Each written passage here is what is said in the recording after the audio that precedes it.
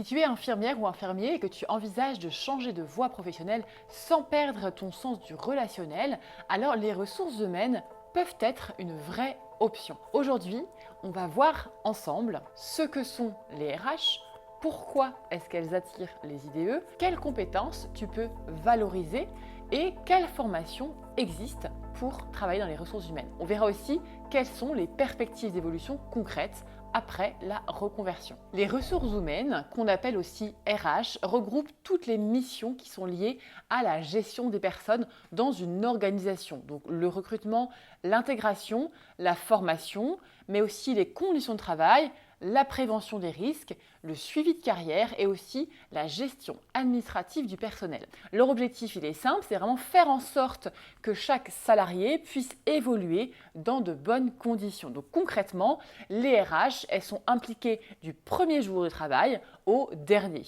Donc elles recrutent, elles accompagnent l'intégration, elles gèrent les formations, elles suivent les carrières, elles veillent aussi à la qualité de vie et les conditions de travail. C'est donc un univers qui est vraiment centré sur l'humain, mais dans un cadre un petit peu différent de celui des soins infirmiers. Ce qui rend les RH particulièrement intéressantes pour les infirmières et les infirmiers, c'est que beaucoup de compétences que tu as déjà, toi en tant qu'IDE, sont directement transférables. Par exemple, la communication et l'écoute, la gestion du stress, tout ce qui est organisation et planification, l'accompagnement, le lien avec l'humain, l'éthique et la confidentialité. Donc bref, ton expérience de terrain avec des vraies situations humaines, c'est un atout qui est énorme pour un poste dans les RH. Donc des compétences que tu as déjà et que tu peux valoriser ailleurs. Passer en RH ne veut pas dire que tu dois forcément repartir à zéro. Selon tes objectifs, il y a plusieurs options qui s'ouvrent à toi.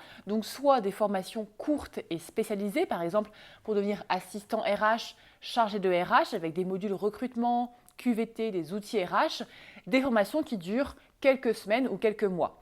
Sinon, tu as les licences professionnelles ou les DU, avec par exemple la licence gestion des RH ou le DU en gestion des ressources humaines, ou encore le bachelor RH. Elles apportent une base un peu plus solide et plus complète. Et aussi, tu as également les masters spécialisés, donc le master en gestion des ressources humaines, le master QVT, prévention des risques psychosociaux, ou encore le master management. Ils peuvent être accessibles soit directement avec ton diplôme infirmier, ou alors avec une VAP si nécessaire. Si tu as besoin d'approfondir le sujet de la VAP, j'ai fait une vidéo YouTube sur le sujet. Tu as aussi l'alternance qui est une voie particulièrement intéressante puisque tu apprends dans le sein d'une entreprise tout en étant rémunéré. Donc ça peut être un statut aussi intéressant quand on a commencé déjà à travailler. Donc maintenant, d'un point de vue salaire, eh bien, les salaires dans les RH, elles vont varier bien sûr selon le poste et évidemment l'expérience. Donc je te donne quelques repères pour que tu aies une idée un petit peu des rémunérations. Donc assistante ou chargée RH débutante, on est entre 1009 et 2300 euros net par mois. Gestionnaire de paye, on est entre 2200 à 2600 euros net par mois. RH généraliste entre 2003 et 2800 euros net par mois. Et responsable RH entre 3000 et 4500 euros net par mois en fonction évidemment de la taille de l'entreprise.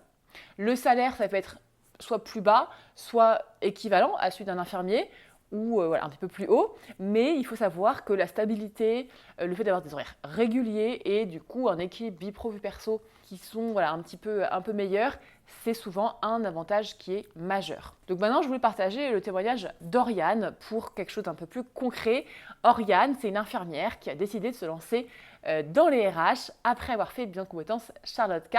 Aujourd'hui, Oriane, elle est gestionnaire de paye avec des horaires réguliers, plus d'équilibre et aussi la possibilité de continuer à évoluer dans ce domaine. Oriane a choisi une licence GRH en alternance, ce qui lui permet d'apprendre tout en travaillant au sein d'une entreprise. Donc elle apprend directement sur le terrain et en étant également rémunérée.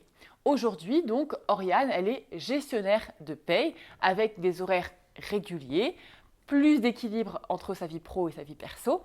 et aussi la possibilité de continuer à évoluer dans ce domaine. La reconversion et le témoignage d'Oriane montrent que c'est réalisable, c'est compatible avec une vie de famille et c'est aussi enrichissant, même si évidemment ça demande de l'organisation, de la persévérance.